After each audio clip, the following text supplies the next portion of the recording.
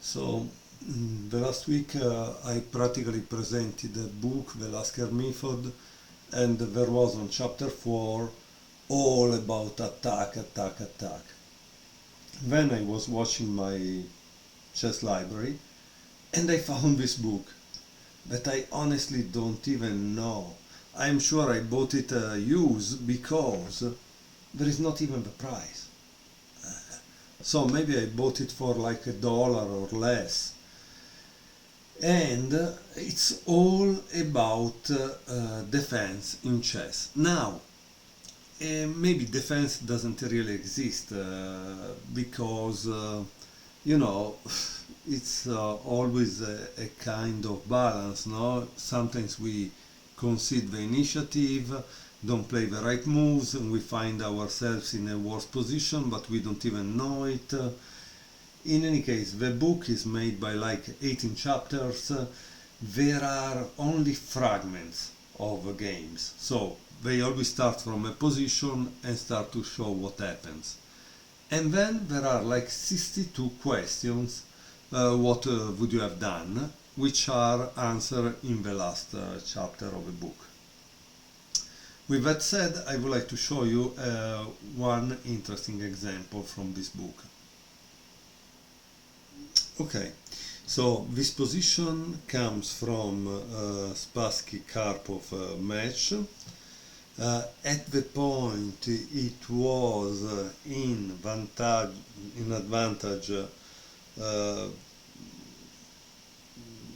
2-1 for Karpov. This was game 8. And the winner was the forced to score 4 wins. And now this is the interesting part. Okay, Karpov is black. I don't know how you evaluate the position. Just watch it a little, pause the video and try to give an evaluation. Is it better white? Is it better black? I don't know. You tell me, okay?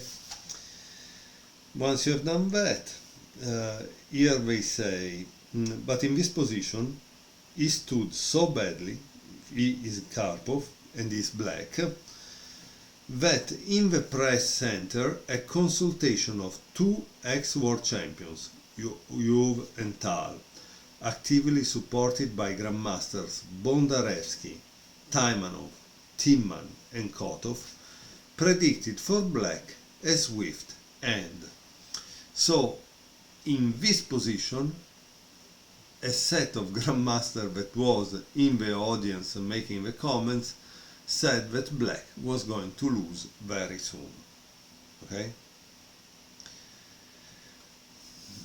And that's kind of important, right? So we know, because this is this match between Spassky and Karpov, I believe it happened in 1974, and so practically there were no computers, no way to actually know if black had an advantage or white, and why. Okay, so white plays d5, but black plays a6. Here it says, amazing coolness, the pawn is defended and all that white has left is his attack. h6. It was this move that formed the basis of the aforementioned diagnosis in the press center. So they were thinking that if he would have played that move right away, he would have won. G takes h6, rook h1, and here is asked what is black to do.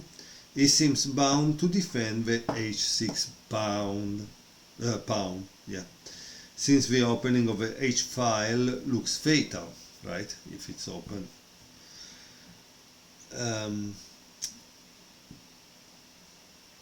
But on king g7, white had prepared a blow of terrible strength. So if you play king g7, he would have played f4. Boom!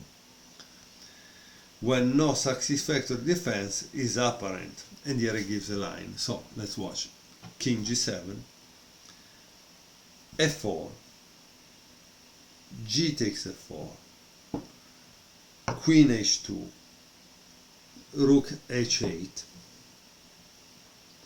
knight g2, e5, and knight h4. And here it says the knight decisively joins the attack, while in the event of queen takes f4, 27 d takes e6. So let's see what happened.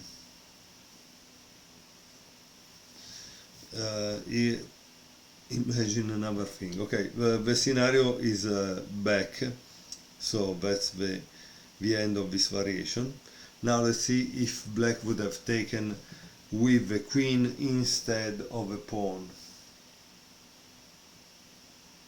Okay, I think this was the position. It's attacking h6, so it says if you play king g7 there is f4, and instead of g takes f4, let's see what happens when the queen takes on f4. Obviously you don't have to wait for me, you could do the analysis yourself and learn a little, right?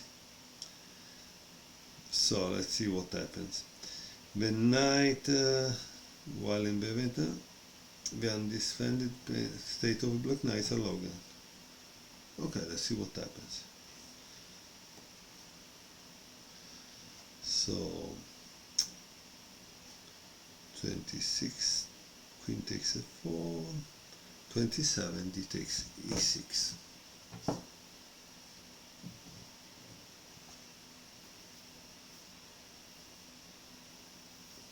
Okay, so it seems that the problem is black has to defend this, so he will move it, but once he moves it, white enters, and once he enters, this is gone. So let's see if there was something else, and let's go back, and back. So here he played this rook h1 and the king g7. Here there was also another line that was worth probably watching, because probably you will not be able to find this book around, since it's a book from when? Let's see. This was printed in 1988. So clearly the book is out of print, so it cannot be found. I have to show you the variations because I cannot tell you go to buy it, since probably you wouldn't find it. Okay, so after f4, sorry, this was in the back, it wasn't protecting this. So let's see what happens. King g7, and let's see what could have been done. Okay, so he doesn't play this, he plays knight f6, d takes e6, f takes e6,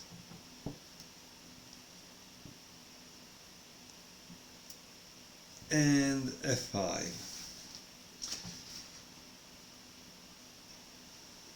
And here it says that white has gained the control of this square, which is what the point was about practically. A square near the king, it's a very dangerous square, because obviously we still have the queen over the board. Okay, now let's go back to the right position, so we can play from that point onward. Okay, so we are in this position. White just played rook h1, and now it's black turn again. So we have seen that king g7 not really good. Okay, so what would you play here? Look, the move played by Karpov, it's really exciting, because it practically proves the point. Let's see. He plays knight f6. And here it says, with the effect of an exploding bomb, black prophylactically removes the knight from a possible attack, at the same time bringing it into the front defensive line. And the h6 pawn, black has calculated that if it will gain a highly important tempo in the battle for the h file and the file of attack. So let's see what white plays. White plays rook takes h6. It seems the best move, however, was d6. Okay, so that's kind of important too. So rook takes h6, king g7.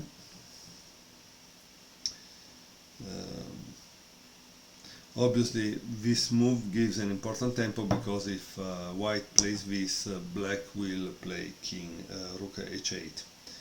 Okay, so, and he did it, no, but he did rook h1, very good.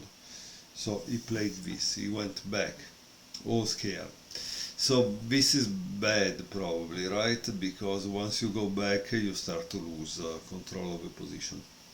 Rook a d8, d takes e6, f takes e6, and knight c2, threatening both the capture on e6 and, let's see what else, capture on d6 and knight d4. Okay, very interesting. So let's see after this move what black plays. Okay, black plays queen f4, yet another excellent defensive reply. The advance of the white knight is prevented. Okay, so now I cannot play knight d4, otherwise it would take. And for the moment the loss of a pawn can be disregarded. Is practically speaking about this here, that probably instead of knight c2, no, knight c2 is okay. Now it says instead of this move f3 that is going to play white, he should have played rook takes d8 and then probably take the e6 pawn. So that's the reason for that note. So let's finish to see f3, king f7, e3, obviously escape square, e5. And this is good because it eliminates a pawn weakness.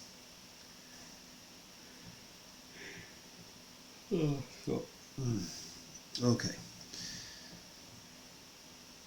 knight b4, e4, f takes e4, rook d1.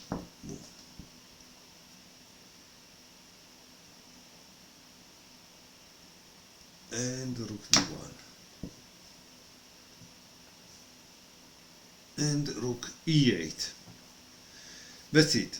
The defense is successfully completed. Whereas the nasty 34 queen takes g4, 34, okay, since there was a move, okay, what does it say? We still have game black some unpleasant moments in the end game. The game concluded. Now let's see how the game concludes, so we can finally discover more. After rook e8, he plays knight takes a6, queen takes e4, check, queen takes e4, rook takes e4, knight c7, b4, a takes b4. Sorry, after knight c7 it was b4, a takes b4, rook takes b4, rook f1, and rook f4. So let's see what it says. And here a draw was agreed. And it says, black defense had such a strong psychological effect on his opponent that the match lasted only another 3 games. So, and this is all for this beautiful game from this book that was between Spassky and Karpov. If you can find this volume, I am sure you will love it because it's full of positions that are teaching you what this professional player lack in that time in order to win a game or find the right information. I hope you will enjoy it if you find it.